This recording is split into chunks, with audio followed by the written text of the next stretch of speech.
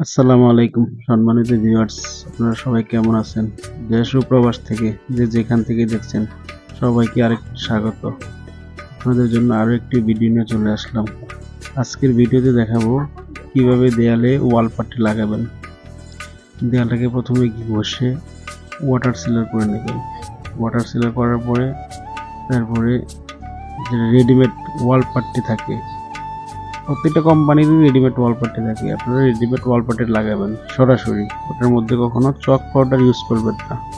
চক powder use করলে কিছুদিন পরে দেখবেন কি দেয়াল নষ্ট হয়ে যাবে, এই জন্য সরাসরি ইউজ করবেন।